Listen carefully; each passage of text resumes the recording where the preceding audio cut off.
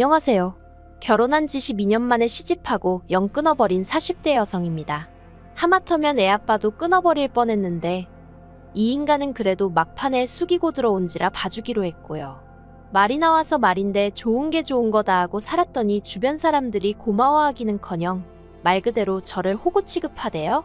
그래서 시집하고도 이사단이 났죠. 남편하고는 지인의 소개로 만났는데 당시 저나 남편 둘 다 직장을 다니는 평범한 회사원이었어요. 둘이 하는 일도 전혀 달랐고 취미도 다르다 보니 얘기거리랄 것도 없고 그래서 첫 만남이 마지막 만남이겠구나 싶대요. 그래도 주선자 체면도 있고 해서 제가 좀 대화를 주도해보려고 노력을 했어요. 그런데 남편은 그런 제 모습이 좋더랍니다. 쑥맥 같은 자기를 리드해나가는 제가 마음에 들었다나요? 아무튼 그랬는지 어쨌는지는 몰라도 그때야 제가 그런 남편 속을 어떻게 알았겠어요. 그냥 숙제 하나 해결했다 하는 마음으로 헤어졌는데 이후로 남편이 간간히 연락을 해오더라고요. 날씨가 좋다던가 밥은 먹었냐던가 뭐 별 시덥지 않은 내용으로 말이죠. 그런데 그렇게 연락만 주고받은 지 1년쯤 되던 때 제가 회사 일로 좀 크게 마음을 다친 일이 있었거든요. 그걸 알고 남편이 백방으로 나서며 해결사를 자처하더라고요. 그리고 결론부터 말하자면 상황 자체가 나아진 건 딱히 없었어요. 하지만 자기 일도 아닌데 두 팔 걷고 나서는 남편의 모습에 제가 마음의 문을 열었고 이후로 본격적으로 가까워졌네요. 2년 후에는 결혼 이야기까지 주고받게 되었고요. 친정이나 시댁이나 할 거 없이 경제적으로 여유가 없었습니다. 그나마 다행인 건 저희 친정부모님은 두 분 다 오랫동안 직장 생활을 하셔서 노후는 그럭저럭 준비가 되어 있으셨지만요. 문제는 시댁이었습니다. 아버님은 평생 한 번의 대박을 노리며 이 사업 저 사업, 며느리로서 이런 표현이 적절하진 않겠지만 소위 껄떡대기만 하셔서 제대로 돈을 벌어오신 적은 없다고 들었어요. 반면에 어머님은 공장도 다니셨다가 식당 일도 하시다가 지금은 지인들이 불러주면 가서 집안일 좀 도와주고 그렇게 당신 용돈벌이를 하시는 정도였죠. 그렇다 보니 남편의 경우 총 4남매로 남편이 장남이었고 아래로 시동생 하나 어린 신우 둘이 있었는데 각자 번 돈에 얼마씩 각출하여 시부모님을 도와드리는 상황이었습니다. 그러니 결혼할 때 시부모님한테 경제적 지원을 바란다는 건 솔직히 꿈도 못 꿀 일이었죠. 친정에서도 해줄 형편이 안 되다 보니 딱히 서운할 것도 없었고요.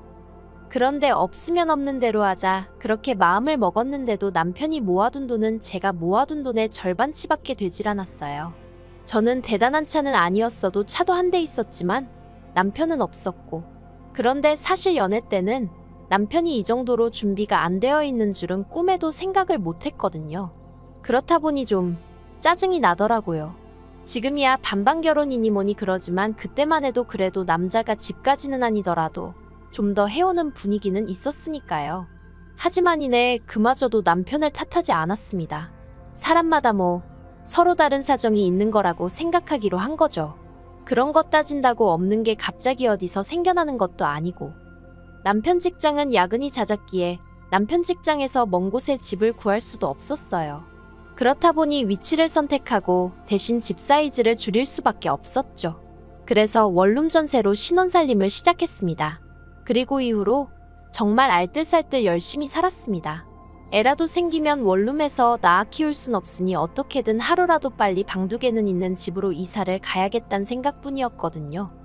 그리고 결혼한 지 1년 좀 넘었을 때 예상보단 조금 일렀지만 어쨌든 눈에 넣어도 아프지 않을 딸애를 임신했습니다. 입덧도 심하고 몸도 힘들었지만 한푼이 아쉬웠던 시기라 출산 직전까지 정말 꾸역꾸역 출근해서 일했어요.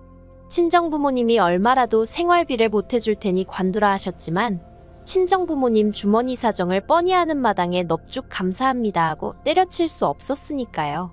참고로 이때도 시댁에서는 별말은 없으셨어요.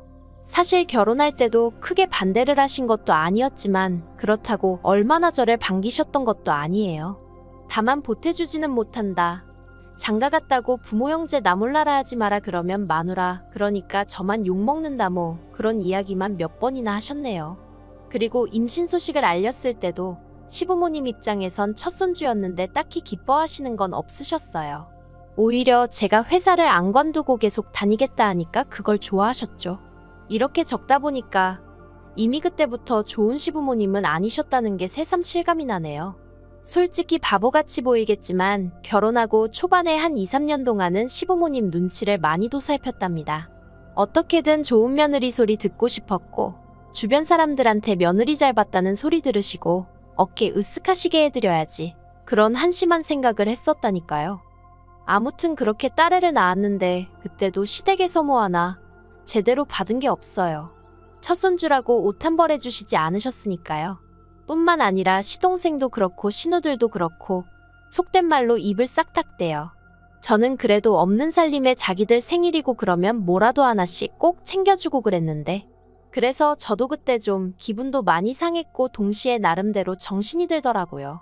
시댁에 암만 잘해봤자 별 소용도 없구나.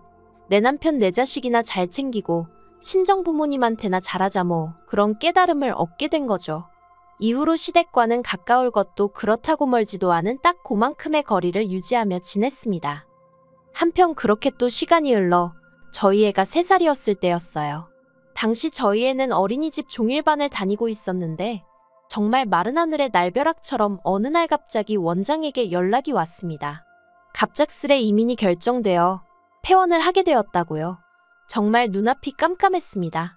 그나마 다른 학부모로부터 30분 거리에 어린이집이 하나 더 있다는 얘기를 들었을 땐 잠시 한숨 돌리나 싶었지만 그마저도 자리가 없다. 최소한 반년은 기다려야 한다 하니 정말 미치고 팔짝 뛰겠더라니까요. 그래서 결국 고민 끝에 저는 어머님께 도움을 요청했습니다. 친정은 저희가 사는 곳에서 멀기도 했고 친정어머니께서 허리디스크 수술을 받으신 지 얼마 안 되셨던 때라 아이를 봐주실 만한 상황이 못 되었거든요. 그런데 이렇게 사정을 설명했음에도 어머님은 정말 단칼에 거절을 하셨어요. 허리 수술을 받았다곤 해도 집에서 놀고 있는 거 아니냐, 그런 친정애미 두고 왜 당신한테 이러냐면서 친정애미 고생하는 꼴은 보기 싫고 먹고 살자고 일하러 다니는 시애미한테는 시켜 먹어도 될 것 같냐는 한마디로 억지를 부리시며 말해요. 정말이지 너무 서럽고 서운하대요. 제가 저 편하자고 봐달라는 것도 아닌데.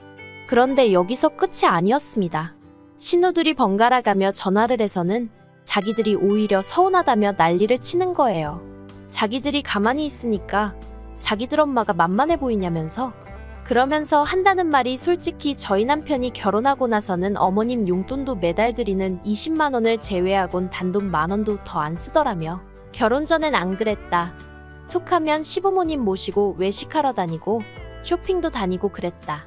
자기들 오빠가 저 때문에 그렇게 변했어도 어머님도 그렇고 자기들이 다 참아준 건데 이제 애까지 맡기려고 드냐면서 진짜 너무한 거 아니냐고. 정말이지 저도 사람인데 기분이란 게 있잖아요. 어머님이 거절하실 때만 하더라도 그래도 어떻게든 어머님도 나름 서운하셨으니 그렇게 말씀을 하셨겠거니 하고 넘어가려고 했는데 어린 신우들까지 쌍지팡이를 짚고 나서서 목에 핏대를 세우니 저도 너무 열받는 거예요. 그래서 제가 알겠다고 했습니다. 무슨 말인지 잘 알겠는데 싸가지 없는 태도는 좀 고치라고 한마디 덧붙이긴 했지만요. 그리고 제가 이렇게 말했다고 또 난리가 났었지만 아무튼 이때 제 나름대로 마음속에서 상종 못할 사람들이란 생각에 시집 식구들에 대해서 어느 정도 제 마음의 끈이랄까? 그걸 끊어냈어요. 결국 저는 회사를 관뒀고 이후로 집에서 할 수 있는 작은 사업을 시작했습니다. 지금이야 워낙에 흔해졌지만 그때만 하더라도 다른 나라에서 물건 떼다가 온라인에서 파는 게 막상 하는 사람이 많지는 않았거든요. 그래서 이거 잘만 하면 내가 회사 다닐 때만큼은 벌겠네 싶어서 무턱대고 뛰어들었죠. 다행히 남편도 딱히 반대하지 않았고 제가 어디 안 가는 걸 딸애도 알았는지 이후로는 한껏 얌전해져서 집에서 일하는 게 그렇게 어렵진 않았어요. 그런데 저희 애가 초등학교에 들어가던 시기, 그러니까 제 사업도 어느 정도 안정권에 들었었던 그해 두 신우 중 1살 많은 신우가 결혼 상대를 데려왔어요. 어디 회사 다니는 남자라면서 신우가 그 남자 좋아하는 게 아주 얼굴에 쓰여 있더라고요. 그런데 그렇게 가족 인사를 마치고 어머님이 저더러 따로 얘기 좀 하자 하시더니 신우 시집 갈 때 얼마나 대줄 거냐는 거예요. 황당해서 제가 뭘 얼마나 대주냐 했습니다. 그랬더니 그러면 맞이가 돼서는 동생 시집 가는데 한 푼도 안 할 거냐 그러시는 거예요. 그래서 축의금을 말씀하시는 거면 100만 원 생각하고 있다니까 어머님이 해도 너무한다면서 그러지 말고 2천만 원만 내놓으라는데 제가 그럴 돈이 어딨냐 했습니다.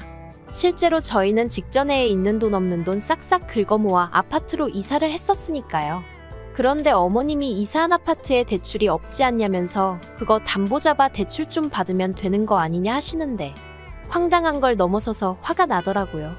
우리한테 해준 게 뭐가 있으시다고 이렇게 당당하게 돈 달라 소리를 하시지 싶은 게. 그리고 불현듯 예전에 어머님이 제 부탁에 칼같이 거절하시던 그 얼굴이 떠오르면서 저도 모르게 싫어요 소리가 입 밖으로 나가버렸네요. 이때 남편하고도 처음으로 크게 싸웠습니다.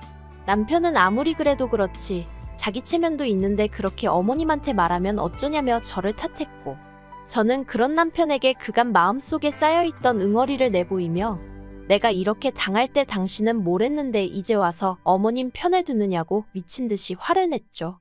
남편이 말하길 제가 그렇게 화를 낼 수 있는 사람인지 그때 처음 알았다면서.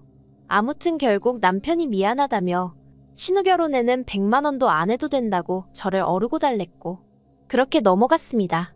신우는 신우대로 저한테 너무하네 어쩌네 난리를 쳤지만 제가 신우더러 아가씨는 우리 결혼할 때 단돈 5만 원이라도 했냐고 따지고더니 더는 아무 말도 못하더군요. 참고로 저희 결혼할 때 신우는 어엿한 사회인이었고 저는 없는 형편에도 신우한테 명품 지갑 선물했었어요. 그런데 이달 초였습니다. 웬일로 어머님한테 연락이 왔어요. 신우 혼수 때 크게 다툰 이후로 어머님과는 유난히 대면대면하게 지내고 있었기에 어머님의 연락이 반갑다기보다는 뜻밖의 일처럼 느껴지대요. 처음엔 받지 말까 하는 마음도 아닌 게 아니라 들었는데 한편으론 내가 뭐 죄졌나 싶은 생각에 전화를 받았습니다. 그런데 어머님 목소리가 누가 들어도 한바탕 운 사람이더라고요. 그래서 놀란 제가 무슨 일 있으시냐 물으니 일을 어쩌면 좋냐 하시면서 막내 신우 소식을 전하셨는데 충격이었습니다. 시집도 안 간 막내 신우가 암이라고 하셨으니까요. 그리고 그날 저녁 퇴근한 남편의 표정을 보아하니 남편도 벌써 소식을 들었구나 싶었어요. 저는 이걸 위로를 해야 하나 아니면 어떻게 해줘야 하나 도저히 모르겠어서 남편이 먼저 말문을 열기만을 기다렸고요. 그랬더니 저녁 식사를 마친 남편이 할 얘기가 있다며 저를 불러 세웠습니다. 그래서 해보라니까 자기가 막내 신우랑 통화를 해봤는데 막내 신우가 저희 사는 동네로 이사를 오겠다고 하더랍니다. 저희 동네에 유명한 병원도 있고 저희 부부가 있으니 좀 의지가 될 것 같다면서요. 전 좀 의아했어요. 솔직히 남편하고 막내 신우야 어떤지 모르겠지만 저랑은 평소에 연락을 한번 주고받는 것도 아니고 막말로 의지를 하고 말고 할 그런 사이가 아니었으니까요. 그래서 그냥 그래 하고 듣고만 있었습니다. 그런데 남편이 하는 말이 그런데 자기도 알다시피 우리 동네가 집값이 싼 건 아니잖아 하더니 그래서 말인데 당분간 우리 집에서 지내라고 하면 어떠냐입니다. 어이가 없어서 그게 뭔 소리냐니까 막내 신우 형편의 집이라고 구해봤자 반지 하나 빌라 정도일 텐데 아픈 애더러 그런 데서 어떻게 지내라고 하냐면서 우리는 방도 하나 남지 않냐 그러니까 여기 와서 있으라고 하는데 제가 미쳤냐고 소리를 질렀어요. 내가 지금 아픈 신우 병수발 들게 생겼냐고요. 그랬더니 남편이 깜짝이야 하더니 저더러 당신이 형제자매가 없어서 그러나 본데 보통 이럴 땐 서로 돕는 게 정상이랍니다. 그러면서 저더러 신우가 와 있으면 저희 애도 봐줄 수 있고 그러면 저도 일에 더 집중할 수 있으니까 좋지 않겠냐는데 아픈 신우가 솔직히 도움이 되면 얼마나 되겠나 싶기도 하고 아무리 따져봐도 까놓고 말해서 저에게 좋을 건 하나도 없어 보이더군요. 그리고 무엇보다 시부모님도 가만히 계신데 남편이 왜 이러나 싶은 게 어이가 없었죠. 그런데 여기서 끝이 아니었습니다. 그날 이후로 남편과는 며칠 동안 서로 없는 사람 취급을 하며 생활을 했는데 그러나 나중에 다시 어머님한테 연락이 왔고 저한테 말 그대로 욕을 퍼부으셨어요. 피도 눈물도 없다면서 신우가 죽을 병에 걸렸다는데 그거 좀 옆에 끼고 챙겨주는 게 뭐가 얼마나 힘든 일이라고 그러냐면서 말이죠. 그런데 또다시 어머님이 제가 애 좀 봐달라고 부탁드렸을 때 애는 엄마가 키우는 거다. 네 친정의 미는 뭐하냐 하며 막말을 퍼부으셨던 게 떠오르는 거예요. 그래서 제가 어머님이 하셨던 말씀 똑같이 했습니다. 어머님은 집에서 뭐 하시는데 아픈 딸도 하나 못 거두신다는 거냐고. 어머님 뭐 얼마나 대단한 일을 하고 다니시길래 아픈 딸을 남의 손에 맡기시려 하시냐. 그랬더니 이제 저더러 미쳤냐 돌았냐 하시면서 말버릇이 그게 뭐냐 하시길래 제가 뭐 틀린 말 했냐 했죠. 그리고 이 통화 내용은 다시 남편 귀에 들어갔고 남편이 그날 밤 아주 발악을 하더라고요. 어떻게 자식 때문에 마음고생하는 시어머니한테 그런 막말을 퍼부을 수가 있냐면서 저더러 네가 사람이냐 어쩌냐? 원수한테도 그렇게는 안 할 거다. 그래서 내가 마음고생할 때 당신 식구들은 누구 하나 날 위해 걱정해주고 말 한마디 따뜻하게 해준 사람 있냐? 원래 인간관계가 오는 만큼 가는 거 아니냐? 그런데 뭘 해준 게 있다고 당연한 듯 바라기를 하냐? 당신 식구들 너무 뻔뻔하다. 저도 이판사판이다 싶어서 그간 쌓여있던 속마음 죄다 쏟아냈습니다. 막말로 이러다 수틀리면 갈라서면 되지. 남들도 이혼하고 잘만 사는데 나라고 못 살겠냐? 정말 별의별 생각이 다 들더라니까요. 그리고 남편은 기껏 한다는 소리가 제가 그렇게 맺힌 게 많은지는 몰랐다더니 그러면 집이라도 좀 좋은 데 구하게 우리가 돈 좀 해주자 그러는 거예요. 정말이지 이때는 진짜 입에서 쌍소리가 나갔습니다. 한두 푼도 아니고 뭐 3천이 어떻고 4천이 어떻고 하는데 진짜 뭐라도 하나 해주고 싶어서 환장을 했나 눈이 돌아갔나 그래서 남편한테 돈만 해줬다간 보라고 이혼이라 했어요. 그랬더니 남편이 저더러 진짜 너무한다면서 아주 그냥 눈물을 쥐어짜내더군요. 그런데 이튿날 남편이 뭐 얼마나 대단한 결심이라도 한 것 마냥 저더러 얘기 좀 하자더니 알겠답니다. 신우랑 같이 살자 소리는 이제 안 하겠대요. 다만 한 동네로 이사 온다는 것까진 자기도 못 말리니 그런 줄 알라는데 곰곰이 생각해보니까 한 동네로 이사 와서 들러붙고 그러면 그건 또 매번 제가 무슨 수로 거절하고 그러나 싶은 게 은큼한 시집 식구들이 나를 상대로 또 잔대가리를 굴리는구나 싶었죠. 그래서 제가 부동산에 집을 내놨어요. 아이 학교가 멀어지는 게 마음에 걸리긴 했지만 제가 차로 통학을 시키면 시켰지 시집 식구들 손바닥에선 절대 놀아나지 않겠다는 마음이었네요. 그리고 정말 신이 도왔다고 해야 할지 신우가 이사오고 3일째 되던 날 저희 아파트도 팔렸습니다. 제 예상대로 남편은 한 동네 살면서 저녁 정도는 같이 먹자며 신우를 집으로 부른 상황이었는데 그 식사 자리에서 제가 남편에게 말했어요. 여기 오늘 팔렸고 우리 언제까지 집 빼줘야 된다. 그러니까 이사갈 준비해라. 남편하고 신우 얼굴이 허옇게 질렸다가 남편은 그게 갑자기 무슨 소리냐며 소리 지르고 저더러 너 이렇게 내 뒤통수 치라고 내가 아파트 명의 네 명의로 해준 줄 아냐며 악을 쓰길래 해주긴 누가 해주냐 아파트 사는데 네 돈보다 내가 번 돈이 더 많이 들어갔다 하고 저도 악을 쓰고 신우는 신우대로 울고 짜고 그리고 이 일로 저는 정말 온 시집 식구들에게 욕이란 욕은 다 먹었고요. 어머님은 남편더러 저 같은 거랑 이혼하라셨는데 정작 남편이 이혼만큼은 안 하겠다고 버티대요. 저도 애 때문에 이혼은 솔직히 엄두가 안 나면서도 남편이 하자고 들면 그냥 해버릴 작정이었는데 말이죠. 아무튼 어머님 입에서 이혼 소리가 나올 때마다 어머님한테 그런 소리 마시라며 화를 내는 걸 보니 저 인간도 어지간히 마음이 복잡한가 싶기도 하고 그런데 그러나 중에 아픈 막내 신우가 저희 남편더러 마누라 하나 못 휘어잡냐며 아주 기어오르더라고요. 직장 생활 그렇게 해서 돈도 못 모아놨냐. 다른 집은 장남들이 동생들 결혼까지 시킨다는데 오빠는 우리를 위해 해준 게 뭐가 있냐. 아무리 아픈 사람이라지만 그래도 위아래 없이 대들어대니까 남편도 자기가 이런 애 때문에 이혼 얘기까지 오가며 저랑 싸웠나 싶었나 봐요. 결국 며칠 전에 저한테 이제 시부모님이고 자기 남매들이고 다 관심 끄랍니다. 자기도 그냥 속 시끄러워 못 살겠다면서 우리가 왜 다른 사람들 때문에 이렇게 힘들어야 하냐고. 우리나 잘 살자 그러는데 이 인간이 갑자기 왜 이러나 약 먹었나? 별 생각이 다들 돼요. 그래도 어쨌든 일단은 다행이다 싶어요. 말이 쉬워 이혼이지. 정말 솔직히 이제 곧 사춘기일 딸한테 이혼한다 소리를 어떻게 해야 하나 눈앞이 깜깜했거든요. 이건 뭐 막내 신우 덕분에 우여곡절 끝에 사이가 다시 좋아진 것 같아서 고맙다고 해야 하나요? 긴 이야기 들어주셔서 감사합니다. 오늘의 사연은 여기까지입니다. 구독과 좋아요, 알람 설정해주시면 앞으로 더 좋은 사연으로 찾아오겠습니다. 감사합니다. 안녕하세요. 매일 새로운 사연을 전하는 읽어주는 사연 라디오입니다. 구독과 좋아요, 많은 공유 부탁드립니다.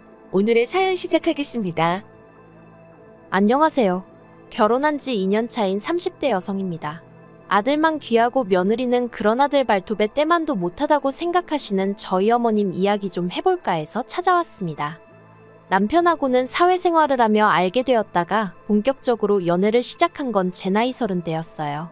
특별한 계기가 있었던 건 아닌데 언젠가부터 남편이 조금씩 다가왔고 저도 그런 남편을 밀어내지 않았거든요. 그렇게 연애를 시작한 저희는 이후로 사소한 다툼 한 번 없이 만남을 이어갔습니다. 그래서 막연하게나마 결혼을 하게 된다면 이 사람이랑 하겠다 싶기도 했네요. 그리고 아닌 게 아니라 개나리 피던 봄날 저는 남편에게 정식으로 프로포즈를 받았고 그렇게 저희는 부부의연을 맺기로 했죠. 사실 이런 말을 제가 직접 한다는 게 소위 모양 빠져 보이지만 여러 가지 조건을 놓고 봤을 때 다들 제가 믿지는 결혼이라고 했습니다. 학벌이나 회사가 한 사람의 전부는 아니지만 그래도 제가 더 좋은 학교를 나와 좋은 회사를 다니고 있었으니 많은 사람들이 제가 손해라고 생각하는 것 같았죠. 게다가 솔직히 말하자면 경제적인 부분도 차이가 컸어요. 제가 얼마나 대단한 집딸은 아니었어도 노후 준비 짱짱하게 되어 계신 친정부모님은 제가 직장 생활을 하는 동안에도 제가 괜찮다 해도 용돈을 챙겨주실 정도로 여유가 있으셨고 제가 30이 되던 해에는 생일 선물이라며 제 명의로 아파트도 해주셨거든요. 물론 연애하는 동안에는 그래도 이런 이야기까진 남편에게 한 적이 없었기 때문에 남편이 이런 조건 때문에 저랑 결혼했다는 생각은 하지 않습니다. 그렇게 믿고 싶은 게 진심이기도 하고요. 아무튼 이런 저희 부모님과 달리 시부모님은 노후 준비는커녕 그달 나라에서 나오는 연금과 남편이 보태드리는 얼마의 돈으로 살림살이를 빠듯하게 꾸려나가고 계신 눈치였습니다. 그러니 저희 친정에서도 까놓고 말해서 쌍수 들고 환영하는 결혼은 아니었네요.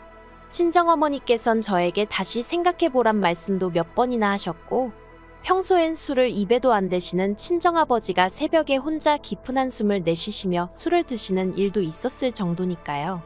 그런데도 그땐 정말 제 눈에 뭐라도 씌었던 건지 죄송한 마음과는 별개로 남편과 결혼은 꼭 하고 싶었어요. 결혼해서 잘 사는 모습만 보여드리면 다 용서해 주실 거라고, 오히려 그땐 반대하신 걸 미안해하게 되실지도 모른다고 나름대로 그런 희망을 갖고 말이죠. 결혼할 때 시댁에서는 현금 3천을, 저희 친정에서는 1억을 해주셨습니다. 저는 이미 받은 집이 있었기에 1억은 정말이지 받고 싶지 않았습니다만 친정 부모님은 오히려 더 해주지 못해 미안하다 하시며 살다가 힘들면 그때그때 또 이야기해라 그러면 또 줄게 하셨는데 옆에 있던 남편도 몇 번이나 죄송하고 감사하다며 허리 숙여 인사를 하더라고요. 생색을 낸다거나 유세를 부리고 싶은 건 결코 아니었지만 그래도 남편이 고마운 마음을 그렇게라도 표현해주니 기분이 나쁘진 않았던 게 사실입니다. 하지만 시부모님이 보여주신 반응은 정말이지 뜻밖이었어요. 솔직히 말해서 제가 어디 내놓으라 하는 1등 신부감까지는 아니라고 해도 타박을 들을 정도는 아니라고 생각했거든요. 하지만 시부모님께서는 저희 친정에서 왜 예단을 제대로 챙기지 않는 건지 그런 걸 흠잡으시며 저를 앞에 앉혀두고 싫은 소리만 해대셨습니다. 특히나 어머님께서는 그 1억이 막말로 당신 쓰라고 해주는 돈도 아니고 딸인 저 편하라고 주는 거 아니냐 하시며 그럼 그건 그거고 예단은 예단이지 하시면서 당신은 그래도 명품백 하나는 받아야 마음이 풀리겠다 그런 말씀을 대놓고 하시대요. 물론 해드리진 않았습니다. 친정에 말을 전했다면 당연히 해드리라고 하셨을지도 모르겠습니다만 그렇게까지 하고 싶지 않았거든요. 그리고 예단을 해드리면 저도 예물을 받고 싶어질 것 같았는데 솔직히 지금 이 상황에 못할 말이 뭐가 있겠어요? 까놓고 말해서 시댁 사정상 예물을 못 해주실 게 뻔했거든요.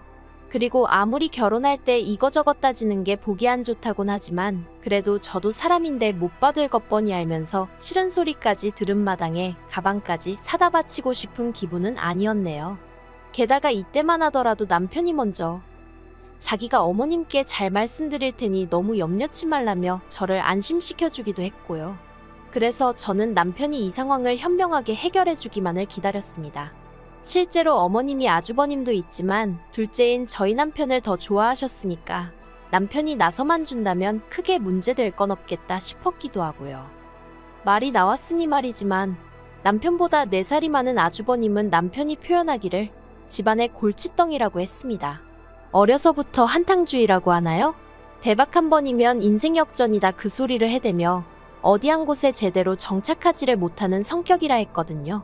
그리고 실제로 그런 성격 때문인지 아주버님은 대학교를 졸업한 이후로 그 어느 회사도 1년 이상 진득하게 다녀본 적이 없다고 들었습니다. 결혼한 형님과도 사귄 지 2달 만에 형님이 임신을 하면서 어쩔 수 없이 식을 올렸다고 했고요. 그리고 상황이 이렇다 보니 어머님께선 아주버님은 아픈 손가락, 남편은 유일한 희망 그런 식으로 대하셨죠. 그리고 저는 어머님이 그토록 둘째인 저희 남편을 사랑하고 아끼시는 만큼 저 또한 그렇게 대해주실 줄 알았습니다. 그토록 소중한 아들이 사랑하는 여자라 하니 분명 그렇게 대해주시리라 믿었죠. 하지만 그건 말 그대로 떡줄 사람은 생각도 않는데 김칫국을 마시는 거나 다름이 없었습니다. 지금 돌이켜 생각해보면 어머님은 저를 당신이 사랑하는 아들을 훔쳐간 여자 정도로만 생각하셨던 것 같아요. 처음에 시댁에 인사를 드리러 갔을 때였습니다.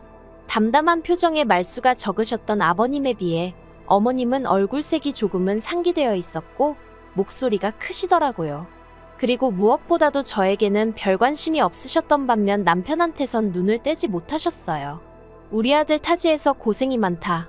먹을 건 잘 먹고 다니냐? 그래도 그때만 하더라도 다른 엄마들이 그러하듯 어머님도 당신 아들이니 좋아서 저러시겠지 하고는 어머님의 말씀이나 행동에 그다지 큰 의미를 두진 않았습니다.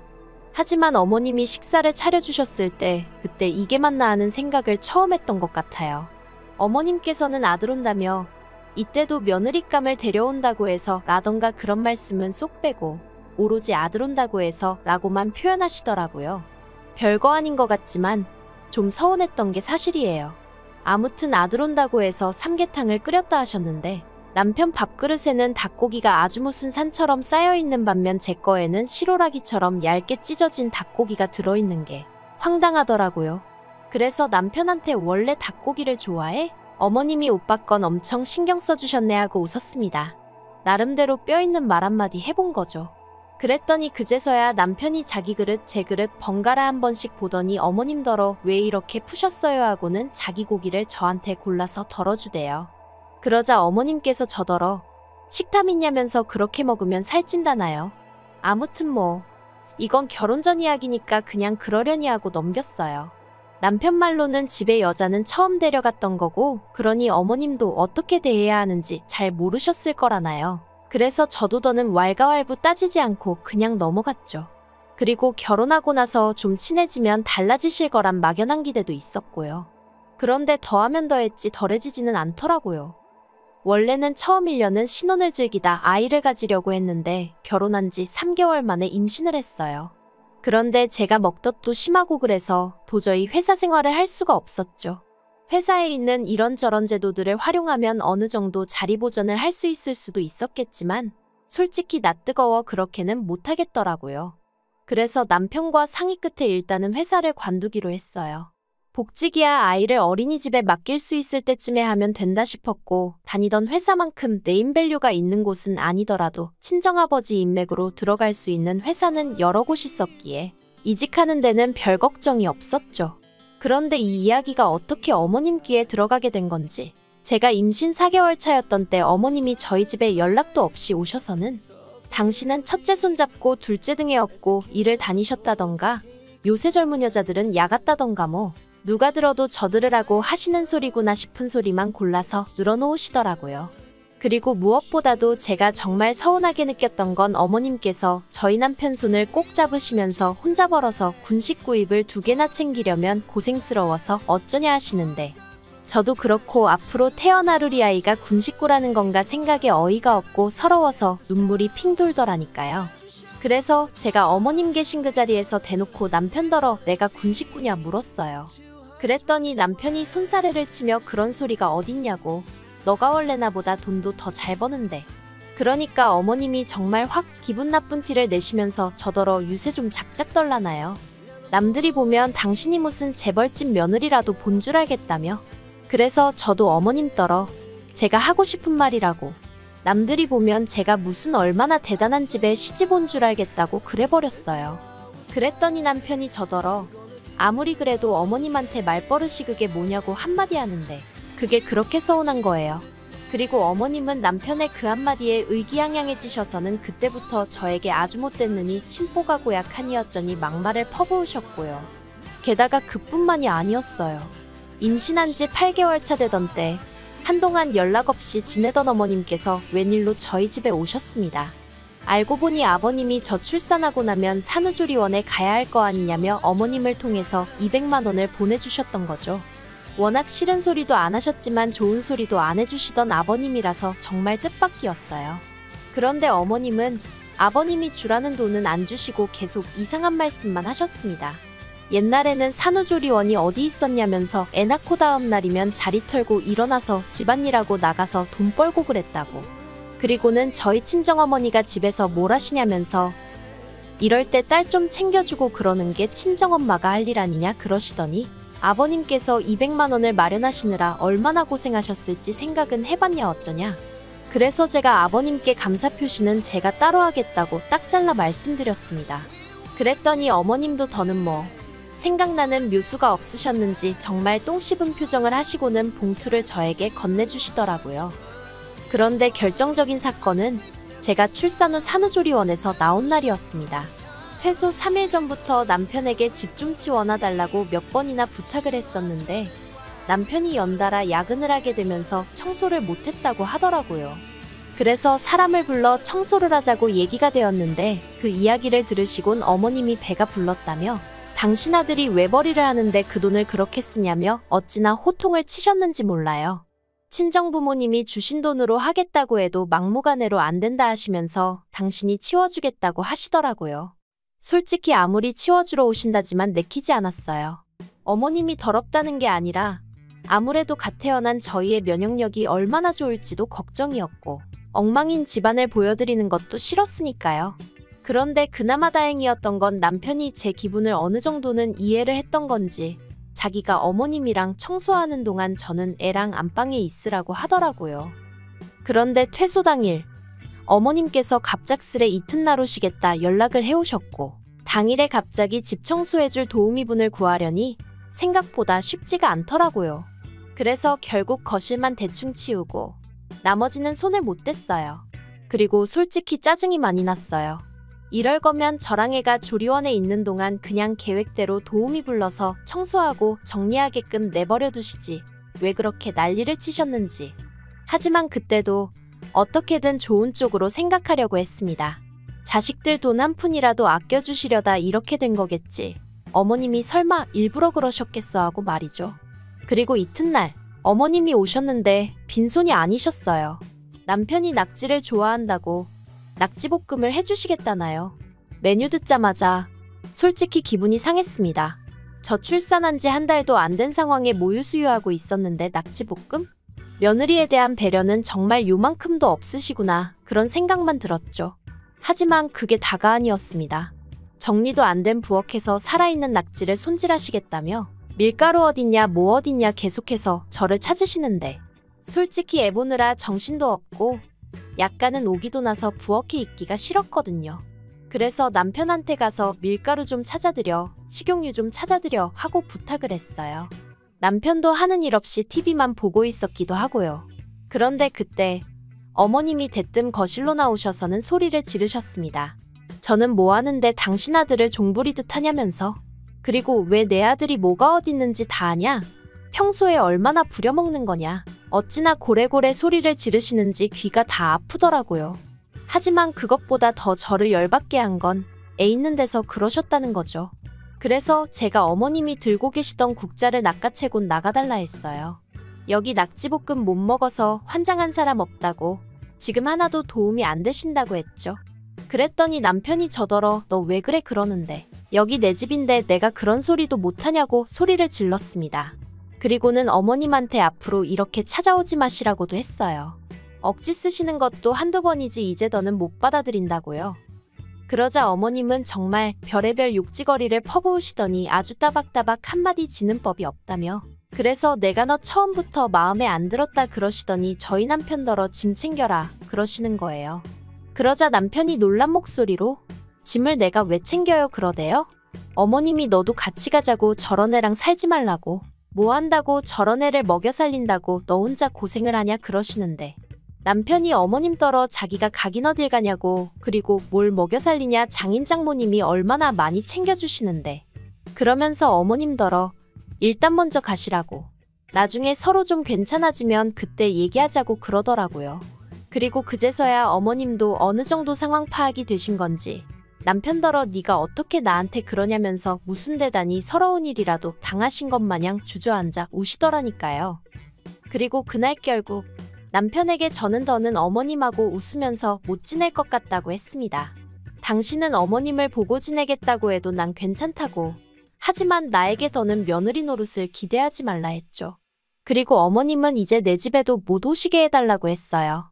연락을 미리 주시든 안 주시든 집에 오시는 일은 없게 해달라고 했죠. 뿐만 아니라 어머님한테는 앞으로 우리 애도 안 보여드릴 거라고 했네요. 갓 태어난 손녀 앞에서 엄마 욕을 하는 할머니가 세상에 어딨냐고. 어머님은 할머니 자격도 없으신 분이라고요. 그리고 모든 상황을 옆에서 지켜봤던 남편도 차마 어머님 편을 들 수는 없었던 모양입니다. 그저 고개만 떨구고 한숨만 내쉬더니 알겠다고 했으니까요. 그리고 이후로 반년이란 시간이 지났는데 어머님한테서 2번 정도 연락이 왔어요. 처음엔 저더러 당신이 제 가면을 벗겼다며 진작에 제가 무서운 X인 걸 알았다. 지옥이 무섭지도 않냐 뭐 말 같지도 않은 이야기를 하셨고요. 2번째 연락 때는 천륜을 끊어놨다면서 저더러 사람도 아니라고. 죽어서라도 저희 남편하고 당신 핏줄을 되찾아가겠다 뭐 그런 말씀을 하시대요. 그래서 제가 마음대로 하세요라고 답장만 했어요. 사실 그렇게 악에 바치신 게 처음 문자를 보내셨을 땐 제가 답장은 안 하고 그냥 문자 그대로 남편에게 보여줬거든요. 그랬더니 남편도 그때는 아주 절레절레 진저리를 치더라고요. 이런 분이 아니셨다면서 속상해 미치겠다면서 말이죠. 이러니 형수도 어머님이라면 치를 떠나보다고. 참고로 저희 형님도 어머님하고 연락 안 하고 지낸 지 오래였거든요. 솔직히 저는 별로 걱정되는 건 없어요. 저는 남편만 자기 자리 잘 지키고 자기 역할만 잘해준다면 바라는 것도 없고요. 막말로 이러다가 어머님이 또 제 인생에 불쑥 머리 들이밀고 아는 체를 하신다면 그땐 남편도 버려야겠다는 생각은 들지만요. 당장은 뭐 더는 스트레스 받을 일도 걱정도 없습니다. 어머님한테 바라는 것도 없어요. 알아서 잘 사세요. 제가 해드릴 수 있는 최선의 덕담입니다. 긴 이야기 들어주셔서 감사합니다. 오늘의 사연은 여기까지입니다. 구독과 좋아요, 알람 설정해주시면 앞으로 더 좋은 사연으로 찾아오겠습니다. 감사합니다. 안녕하세요. 매일 새로운 사연을 전하는 읽어주는 사연 라디오입니다. 구독과 좋아요, 많은 공유 부탁드립니다. 오늘의 사연 시작하겠습니다. 안녕하세요. 결혼한 지 2년 만에 이혼하고 지금은 다시 자유로운 싱글 라이프를 즐기고 있는 30대 여성입니다. 다진한 과거 이야기는 해서 뭐하나 싶어 주변 친한 친구들에게도 이랬다 저랬다 말한 적이 없었는데 며칠 전 남편한테 뜬금없는 연락을 받고선 황당하기도 하고 어이없기도 하고 그래서 이렇게 제 이야기 좀 해볼까 합니다. 이미 헤어져서 남남이 되었지만 편의상 남편이라고 칭해볼게요. 남편하고는 제 나이 29의 지인의 소개로 만났고 당시 저는 직장을 다니는 평범한 회사원이었죠. 사실 남편에게 처음부터 호감을 가졌던 건 아니었어요. 비록 10분이긴 했어도 약속 시간보다 늦게 나온 것도 마음에 들지 않았고 저는 제가 키가 작다 보니 남자는 키가 어느 정도는 컸으면 했었거든요. 그리고 소개팅을 주선했던 지인 말로는 남편 키가 180 정도라고 했었고요. 하지만 막상 만나보니 정말 많이 쳐줘봐야 175나 될까 싶은 게 그래서 여러 가지로 소위 빈정이 상했었달까요. 하지만 그럼에도 불구하고 이내 결국 저는 남편에게 마음의 문을 열 수밖에 없었습니다. 왜냐하면 남편이 무척이나 저에게 적극적으로 다가오기도 했고 어떻게든 제 마음에 들기 위해서 노력하는 게 느껴졌거든요. 그런데 그렇게 남편과 연애한 지 1년쯤 되던 때였어요. 사실 당시 저는 친정아버지는 오래전 돌아가셨기에 친정어머니와 단둘이 살고 있었거든요.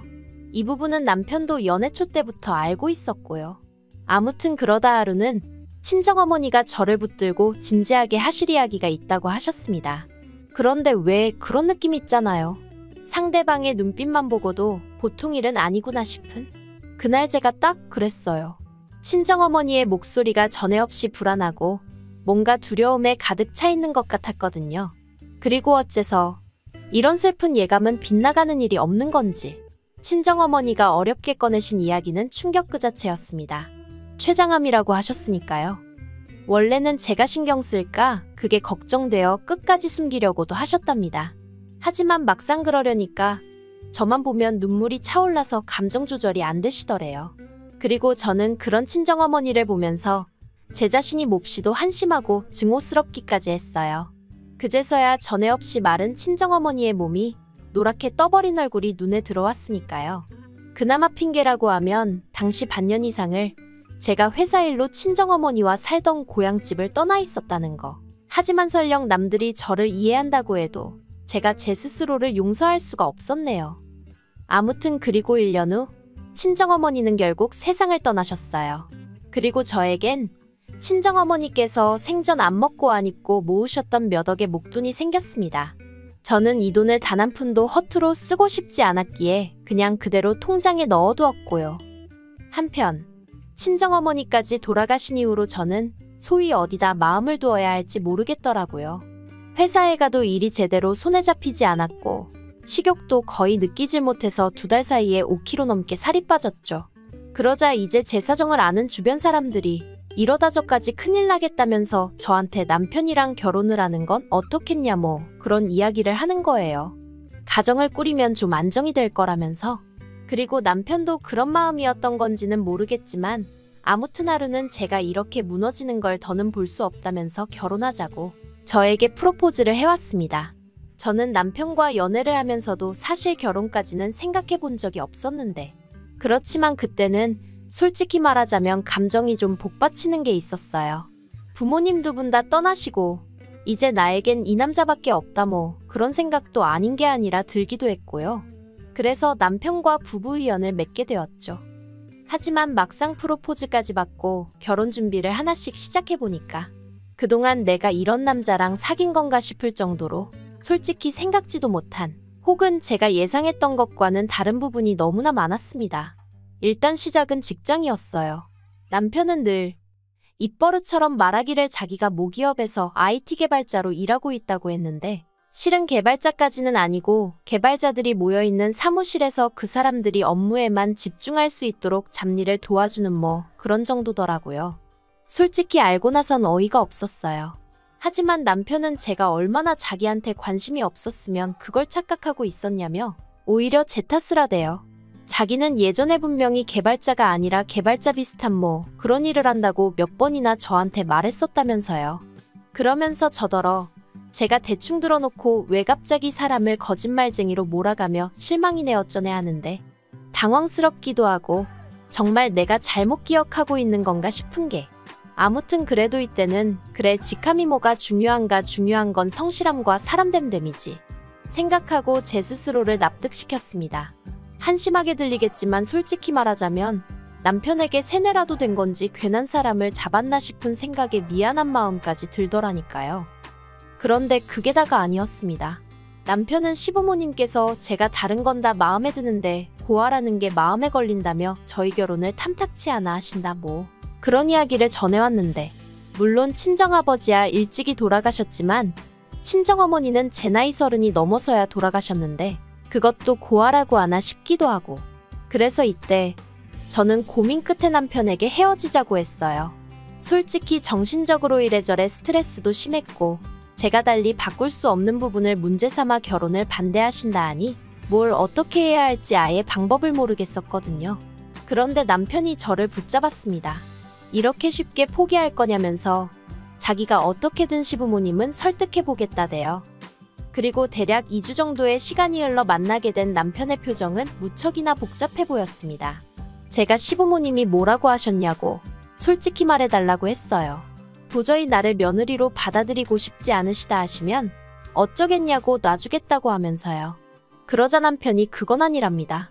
시부모님께서는 그렇게 죽고 못 사는 사이면 어쩌겠냐면서 할 테면 하라고 하셨다나요. 하지만 덧붙이시기를 대신 금전적인 지원은 10원 하나 못 해준다고 그러시더래요. 그러면서 남편이 그래도 괜찮지? 우리 힘으로 시작해보자 그러는데 제가 이땐 정말 멍청하게도 그냥 어쨌든 남편이 허락을 받아왔다는 게 고맙기도 하고 시부모님하고 부딪히는 일이 쉽지만은 않았을 텐데 미안하기도 하고. 그래서 금전적인 지원이 좀 없으면 어떤가 그렇게 단순히 생각을 했지 뭐예요.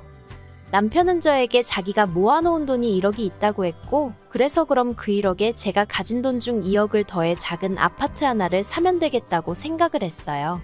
원래는 대출을 받으려고 했는데 남편이 하는 말이 돈이 아예 없으면 모를까.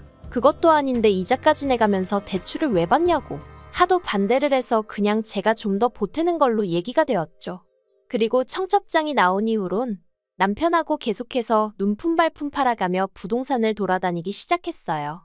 그런데 막상 마음에 드는 집을 발견해 계약을 하려니까 남편이 이 핑계 저 핑계를 대며 자꾸 돈을 안 보내주는 거예요.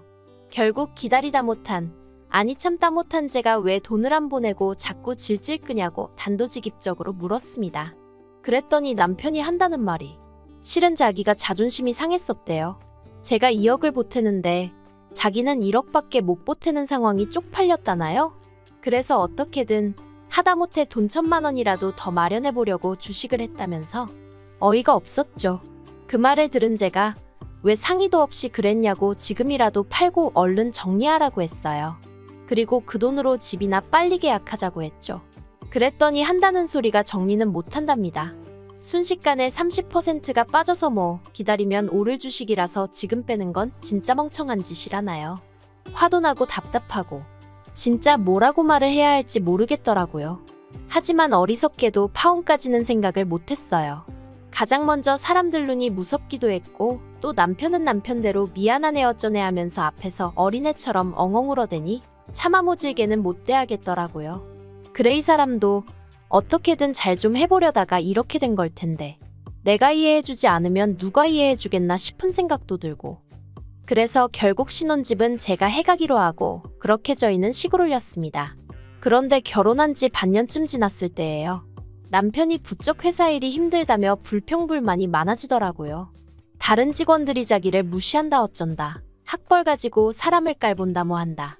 그런데 저도 회사 생활을 하고 있었으니까 남편 이야기를 들어보면 딱히 무시를 한 것 같지도 않았고 까놓고 말해서 남편이 자격지심이 있는 것처럼 느껴지더라고요. 그래서 언젠가 한 번은 남편에게 자기가 상황을 보는 방식을 한번 바꿔보라고 아니면 자기도 이참에 공부를 더 해보던가 했는데 저더러 네가 로봇이냐며 공감은 고사하고 어떻게 그렇게 정떨어지게 말을 하냐며 아주 길길이 날뛰더라니까요. 그래서 더는 그렇게도 조언할 수가 없었고 그저 남편의 앓는 소리 죽는 소리를 들어주기만 했는데 그러다 하루는 남편이 폭탄 선언을 해왔습니다. 회사를 저랑 상의도 없이 때려쳤다는 거예요. 상사한테 찾아가 하소연을 했더니 저리 싫으면 중이 떠나라고 했다나요. 그리고 그 말을 들으니 상사마저 나를 무시하는구나 내가 못 때려칠 것 같아서 저런 소리를 하나 싶은 게 울컥했다면서 그래서 그냥 내 떠납니다 하고 나왔다고요. 어이가 없어서 제가 어떻게 그럴 수가 있냐고 했어요. 회사 생활을 기분 내키는 대로 하는 사람이 어딨냐고 나라고 좋아서 다니겠냐고 하지만 이미 벌어진 일을 어쩌나 싶어 더는 따지지도 않았습니다. 어차피 이렇게 된 거 이참에 공부를 하든 뭐라든 해서 이직이나 하라 했죠. 그리고 대신 집에 있는 동안 서툴러도 괜찮으니까 살림 좀 도와달라고 그랬더니 알겠다대요. 하지만 살림은 고사하고 남편은 그 어떤 일도 하지 않고 하루하루를 보내기 시작했습니다. 남편은 제가 출근할 때까지도 일어나지 않았고 퇴근 후에 집에 오면 절 기다리는 건 설거지거리로 가득한 싱크대와 여기저기 던져져 있는 일거리뿐이었거든요. 게다가 남편이란 작자는 저에게 왔어라는 한마디도 하는 둥 마는 둥 하며 게임만 처하고 있을 뿐이었죠. 그래도 처음엔 모처럼 쉬는 거니 저럴 수도 있지 하고 생각했습니다. 그런데 그 기간이 2달을 넘어가니까 제 인내심도 점점 바닥이 나더라고요. 그래서 결국 남편더러 언제까지 이렇게 살 거냐고 물었더니 남편 하는 말이 가관이었습니다. 뭐가 문제냐는 거예요. 어이가 없어서 그럼 지금 이게 문제가 없어? 하니까 자기도 나름대로 주식도 하고 있고 당장 벌이가 없어서 그렇지 하나만 터지면 어쩌고 그러는데 기가 차서 말도 안 나오더라니까요. 그런데 그때 남편이 꺼낸 말이 더 어이가 없었습니다. 뜬금없이 아파트를 공동명의로 해달라는 거예요. 어이가 없어서 내가 왜 그래야 하냐니까. 이 집에 자기 건 하나도 없지 않냐면서 그러니까 회사에서 느꼈던 소외감이 집에서도 느껴진다나 어쩐다나요. 그러면서 계속해서 공동명의 타령을 해대는데 정말 황당해서 기가 막히더라고요. 이 아파트를 누가 무슨 돈으로 산 건지 자기도 뻔히 알면서 어떻게 저렇게 아무렇지도 않다는 듯 공동명의 타령을 하나 싶은 게, 그래서 제가 양심도 없냐고 한마디 했어요. 탐낼 걸 탐내야지 공동명의라니 가당치도 않다 했죠. 그리고 그때부터 저는 저대로 남편은 남편대로 감정이 격해졌습니다. 남편은 제가 자기를 무시했다며 저나 회사 사람들이나 다르게 하나 없다며 분노했고, 저는 남편이 말도 안 되는 억지를 쓰는 게 용납이 안 됐어요. 평소처럼 어르고 달랠 수도 있었겠지만 돌이켜 생각해보면 그날은 저도 컨디션도 별로였고 뭐랄까 모든 게 타이밍이 안 좋았던 거겠죠. 평소처럼 져주기도 싫었고 그냥 넘어갈 수가 없었습니다. 그래서 저도 한치도 물러서지 않았는데 그때였어요. 벼랑간 눈앞이 번쩍하더니 제가 쓰러졌습니다. 남편이 제 뺨을 때렸거든요. 처음엔 순간 상황 판단이 안 됐어요. 뺨은 얼얼하지 귀는 멍하지. 태어나서 처음 겪어봤기에 황당하고 어리둥절한 마음도 있었죠. 그런데 눈앞에 씩씩거리는 남편을 보니까 내가 맞은 거구나 싶은 게, 그제서야 뺨은 욱신거리고 눈에서는 눈물이 쏟아졌습니다. 제가 남편더러 미쳤냐고 소리를 찔렀어요. 그랬더니 남편이 네가 먼저 열받게 했잖아 하는데 전형적인 찌질남이 내 남편이구나 하는 생각이 퍼뜩 들더라니까요. 그리고 그제서야 결혼할 때부터 거짓말한 거, 돈 문제로 사람 속인 거, 시부모님이 어째서인지 매번 저한테 미안하다 하신 거, 말이 나와서 말이지만 그렇게 저를 반대하셨다는 남편 말과 달리 시부모님은 늘 저를 보면 안쓰러워하시고 미안해하셨어요. 그래서 그땐 반대하셨던 게 마음에 걸리셔서 저러시나 보다 생각했는데 돌이켜 생각해보니까 시부모님은 어쨌든 당신들 아들이 개차반인 걸 알고 계셨던 게 아닌가 싶기도 하고, 아무튼 회사를 때려친 이후로는 저한테 기생하며 카드값을 내달라고 하는 것도 부족해서 집 공동명의까지 탐내다니 내가 왜 이런 인간에게 당하면서 살아야 하나 싶대요. 그래서 지금 나 때렸냐고 고맙다고 그랬어요. 이한대로 우리 결혼 생활은 여기서 끝났다 생각하라고 했죠. 그리고는 핸드폰 챙겨서 바로 화장실로 도망쳤고 덜덜 떨리는 손으로 경찰을 불렀습니다. 이후로는 남편이 동네가 떠나가라 악을 써댔지만 결국 제 집에서 나가게 되었죠. 그리고 그 일이 있고 며칠 뒤 남편에게 연락이 왔습니다. 자기가 반성 많이 했다면서 마지막으로 한 번 만나서 얘기 좀 하자 하던데 설마 했지만 결론부터 말하자면 역시나였어요. 남편이 기껏 한다는 소리가 부모님도 다 돌아가신 마당에 제가 이혼까지 하면 사람들이 저를 얼마나 깔볼지 저더러 모르겠냐 했거든요. 네 팔자가 세니 어쩌니 그러면서 사람들이 쑥덕거릴 텐데 너 괜찮겠어? 회사에는 뭐라고 얘기할 건데 그러는데 이 사람 정말 비열하구나 싶은 게 치가 떨리면서 사귈 땐 왜 몰랐을까 하는 후회뿐이었죠. 아무튼 카페에서 만나 그런 이야기를 나누고 있었는데 전 도저히 그런 남편을 용서할 수가 없었고 그래서 마시고 있던 과일 주스를 그대로 남편 얼굴에 끼얹어 버렸습니다. 그랬더니 딸기니 뭐니 안에 들어있던 과일 찌꺼기가 그 사람 머리와 안경에 들러붙어 있는데 그 꼴이 우습기나 돼요. 사실 마음 같아선 저도 그 사람 귀싸대기 한 대 시원하게 갈겨주고 싶었죠. 하지만 그러면 이혼할 때 저한테 불리한 일이 있을 것도 같아서 그렇게는 못했어요.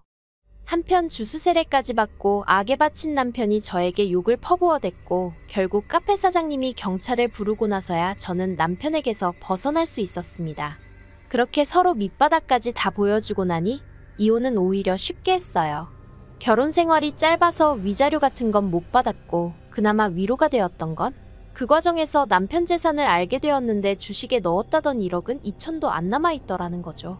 어머님 아버님은 당신들이 다 뜯어 고쳐놓겠다며 지금이라도 다시 생각해보면 안 되겠냐 저를 설득하려 드셨지만 오히려 그런 어머님 아버님이 더 얄미웠어요.